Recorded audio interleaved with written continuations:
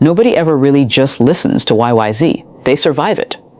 From the very first time Rush released the track in 1981 on their album Moving Pictures, it stood out as something different.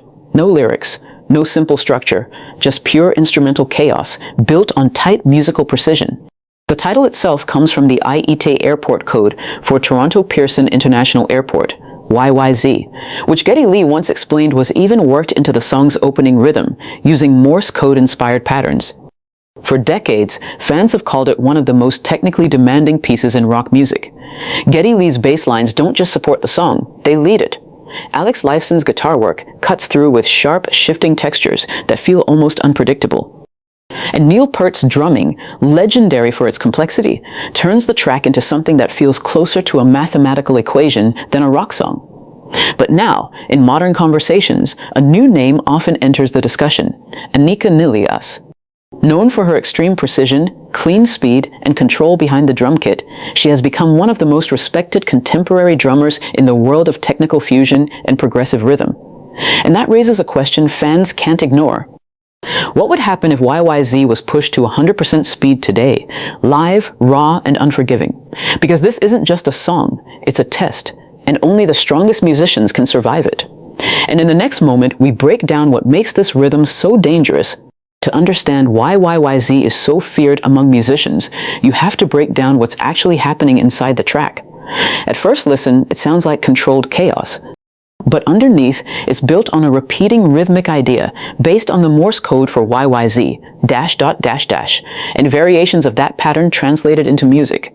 Neil Peart took that idea and built an entire drum foundation around it, turning a simple airport code into a complex rhythmic language.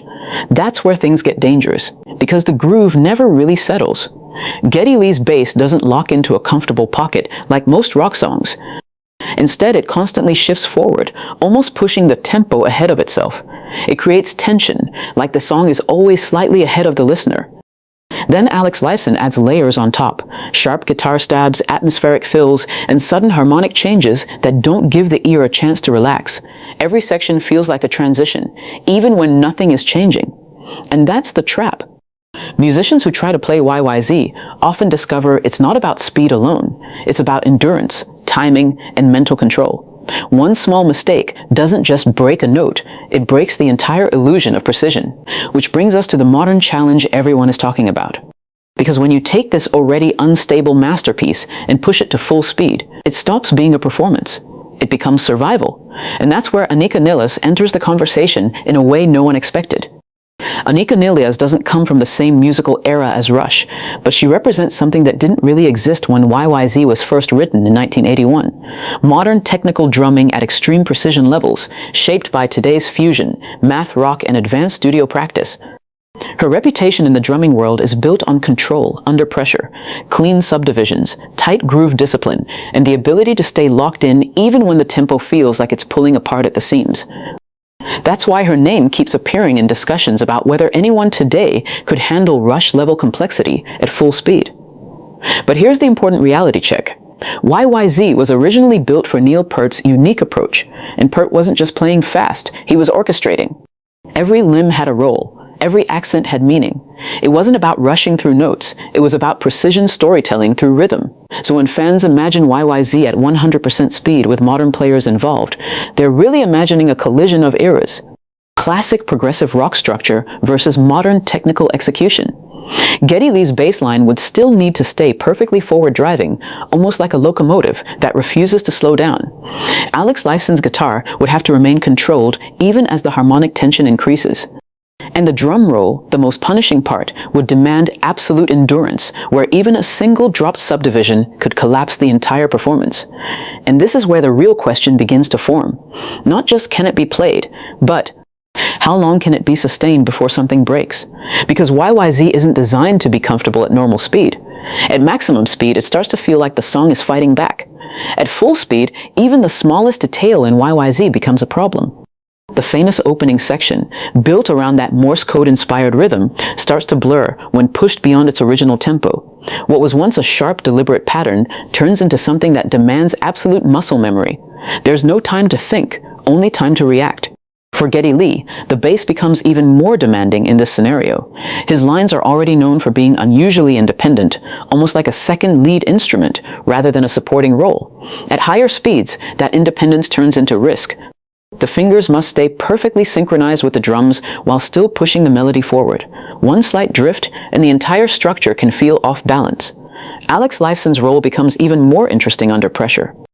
His guitar parts in YYZ aren't just riffs, they're textures that connect transitions.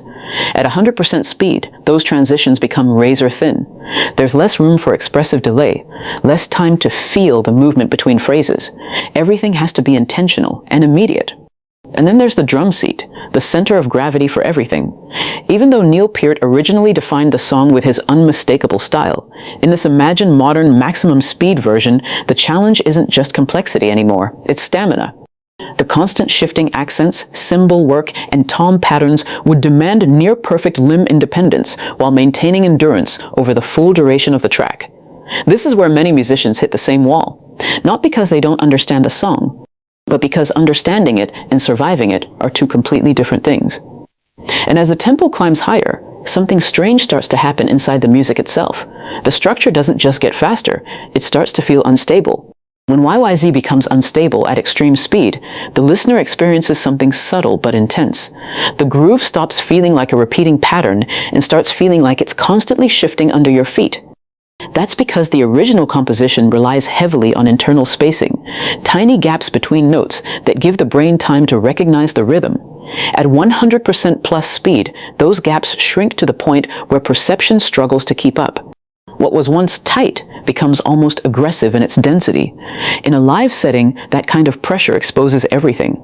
Timing flaws become louder, transitions become risk points, and ensemble unity, something Rush was famous for, becomes the only thing holding the piece together. This is where a modern drummer like Anika Nilles would be discussed in a very specific way among musicians, not as a replacement for Neil Peart, but as an example of how today's drummers train for precision under extreme tempo conditions. Her style emphasizes clarity at speed, which is exactly what a track like YYZ demands when pushed beyond its natural limits. But even then, there's a hard truth musicians understand. No matter how skilled the players are, some compositions were built with a certain natural ceiling. Rush didn't design YYZ for maximum velocity chaos. They designed it for controlled complexity. Fast, yes, but always readable. Push it too far, and something important gets lost. The groove stops breathing. And once that breathing disappears, the performance becomes less about music and more about endurance under pressure. Which leads into the final question everyone asks when they hear this idea. If everything is pushed to the edge, bass, guitar, drums, tempo, stamina, can the song still feel like YYZ at all? Or does it turn into something else entirely? At the highest level of speed and intensity, YYZ stops being just a Rush composition and becomes a test of musical survival. The identity of the song is not only in its notes, but in its balance. Every part, Geddy Lee's bass drive, Lifeson's guitar architecture, and Neil Peart's iconic rhythmic design depends on space as much as speed. When that space is compressed too far, the structure begins to lose its recognizable shape. This is why musicians often say technical songs like YYZ are not about playing fast, but about playing controlled fast. That difference is everything.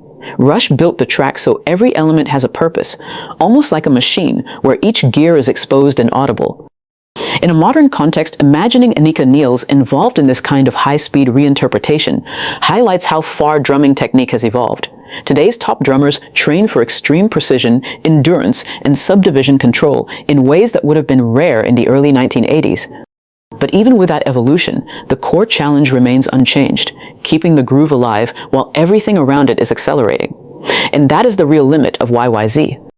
Because once the tempo crosses a certain threshold, the song risks losing its most important quality. Not difficulty, not speed, but clarity. The listener stops hearing musical conversation and starts hearing motion without shape. So the final truth is simple, even if the performance is not. At 100% speed, YYZ is still playable by elite musicians. But whether it still feels like Rush is a different question entirely.